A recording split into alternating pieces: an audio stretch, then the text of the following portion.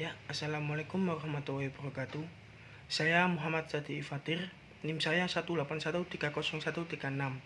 Saya akan menjawab pertanyaan dari tugas UAS sejarah peradaban Islam. Pertanyaan yang pertama, yakni jelaskan substansi peradaban Islam itu ibarat pohon. Jawabannya adalah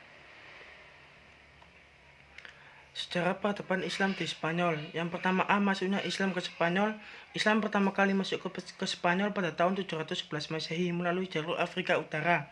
Spanyol sebelum kedatangan Islam dikenal dengan nama Liberia atau Hispania. Yang kedua, yakni perkembangan Islam di Spanyol. Sejarah panjang yang dilalui umat Islam di Spanyol itu dibagi menjadi 6 periode. Yang pertama, periode pertama 711 sampai 755 Masehi. Pada periode ini Spanyol berada di bawah pemerintahan para wali yang diangkat oleh Khalifah Bani Umayyah yang terpusat di Damaskus. Yang periode kedua 755 sampai 912 Masehi. Pada periode ini Spanyol berada di bawah pemerintahan seorang yang bergelar Amir, Panglima atau Gubernur, tetapi tidak tunduk kepada pusat pemerintahan Islam. Yang ketiga itu dipegang oleh Khalifah Abbasiyah di Baghdad. Pada periode ketiga, yakni 1912 sampai 1113 Masehi, periode ini berlangsung mulai dari pemerintahan Abdul Rahman III yang bergelar An-Nasir sampai munculnya raja-raja kelompok yang dikenal dengan sebutan Muluk al-Tawaif. Periode keempat yakni 1013 sampai 1086 Masehi. Pada periode ini Spanyol terpecah menjadi lebih dari 30 negara kecil di bawah pemerintahan raja-raja golongan atau Al-Mulukut Tawaif yang berpusat di suatu kota seperti Sevilla, Cordova, dan sebagainya. Periode kelima yakni pada periode ini Spanyol Islam meskipun masih terpecah dalam beberapa negara, tetapi dan dinasti Muwahhidun. Pada periode ke-6 1248 sampai 1492 Masehi. Pada periode ini yaitu antara tahun 1232 sampai 1902 ketika umat Islam Andalus bertahan di wilayah Granada di bawah kuasa dinasti Bani Amr. Pendiri dinasti ini adalah Sultan Muhammad bin Yusuf.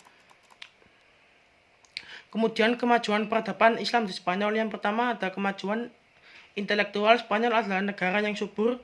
Masyarakat Spanyol Islam merupakan masyarakat majemuk yang terdiri dari komunitas-komunitas Arab, Utara dan Selatan, al-Muwaladun, orang-orang Spanyol yang masuk Islam. Yang kedua, kemegahan pembangunan fisik. Orang-orang memperkenalkan pengaturan hidrolik untuk tujuan irigasi. Untuk soal nomor 2, yakni coba jelaskan berdasarkan analisamu beserta contoh konkretnya sesuai dengan tema yang Anda pilih. Jawaban nomor 2. Yang pertama adalah nilai edukatif. Dengan belajar kita dapat memperoleh ilmu atau pengetahuan serta pengalaman yang pernah dialami oleh manusia sebelumnya. Contohnya yaitu sejarah tentang dinasti Umayyah. Dengan mempelajari sejarah tersebut kita dapat mengetahui siapa-siapa raja dari dinasti Umayyah. Kita juga dapat mengetahui sebab-sebab kemajuan dan kemunduran pada dinasti Umayyah. Yang kedua, nilai inspiratif. Dengan belajar sejarah kita dapat memperoleh inspirasi dari para tokoh-tokoh sejarah maupun manusia sebelumnya. Contohnya yaitu dengan belajar sejarah tentang khalifah-khalifah seperti Abdurrahman III bergelar Al-Khalifah An-Nasir Lidinillah. Pada masa dinasti Bani Umayyah kita dapat memperoleh inspirasi dari kisahnya tentang bagaimana cara memimpin, bagaimana sikap dan sifatnya, serta perjuangannya dalam memimpin umat Islam di Spanyol. Yang ketiga yakni nilai rekreatif. Dengan belajar sejarah kita dapat memperoleh kesenangan serta kita dapat berkreasi menyaksikan peristiwa yang telah lalu. Contohnya yaitu kita pergi berrekreasi ke Museum Madinat Al-Zahra bertempat di pinggiran barat Cordoba, Spanyol. Madinat Al-Zahra juga dikenal sebagai Medina Az-Zahra dan kota yang bersinar. Ia berupa sebagai puing-puing sebuah kota istana mur yang besar dan dibangun oleh Abdurrahman III untuk melihat peninggalan-peninggalan pada masa lampau.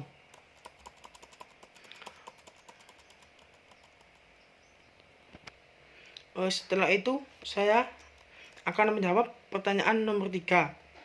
Pertanyaannya berbunyi, pelajaran apa yang bisa Anda ambil dari peristiwa-peristiwa sejarah peradaban Islam berdasarkan perkembangan mulai dari zaman Rasulullah SAW hingga berkembangnya peradaban Islam saat ini, dan yang bisa dijadikan pembelajaran dalam kehidupan kita? Jawaban sesuai dengan tema yang Anda pilih. Nah, di sini saya akan menjawab pertanyaan nomor 3. nilai-nilai karakter dan pelajaran yang dapat diambil dan harus diterapkan hingga sekarang dalam kehidupan kita dari adanya peristiwa sejarah peradaban Islam di Spanyol adalah: yang pertama, meneladani sikap jujur Rasulullah SAW di dalam kehidupan. Sikap jujur sangat diperlukan dalam segala hal, baik di lingkungan masyarakat ataupun lingkungan kerja dan sekolah. Yang kedua, pemberani. Dengan adanya peradaban Islam di Spanyol, sikap pemberani dapat kita teladani dalam kehidupan kita. Dengan memiliki sifat yang tidak kenal takut dengan apa yang akan terjadi dan sikap tidak takut selama perbuatan yang kita lakukan benar sesuai dengan aturan yang ada. Yang ketiga, yakni dermawan. Dari peradaban Islam di Spanyol, banyak tokoh-tokoh Islam yang dermawan, bekerja tidak mengenal pamrih dan memberikan bantuan kepada orang lain tanpa meminta imbalan. Sikap dermawan perlu kita terapkan dalam kehidupan seperti dengan beramal dengan ikhlas. Yang keempat, yakni nilai religius. Dari adanya peradaban Islam, banyak dari tokoh yang ada tidak lupa untuk selalu meminta petunjuk kepada Allah, dan mereka selalu yakin Allah akan selalu melindungi dan memudahkan segala urusan, terutama dalam perkembangan kemajuan di peradaban Islam Spanyol. Dengan begitu, kita harus tetap menerapkan sikap religius dalam kehidupan untuk selalu ingat Allah dan bersyukur kepadanya atas segala nikmat yang diberikan. Kemudian soal nomor 4, yakni dari beberapa tokoh-tokoh pemikir Islam dunia yang memberikan kontribusi besar pada sejarah perkembangan peradaban Islam, siapa yang paling kalian kagumi dan bisa dijadikan tauladan berdasarkan pemikiran-pemikiran dan terobosan-terobosan yang mereka lakukan, sehingga bisa kita jadikan inspirasi dalam memajukan Islam hingga saat ini?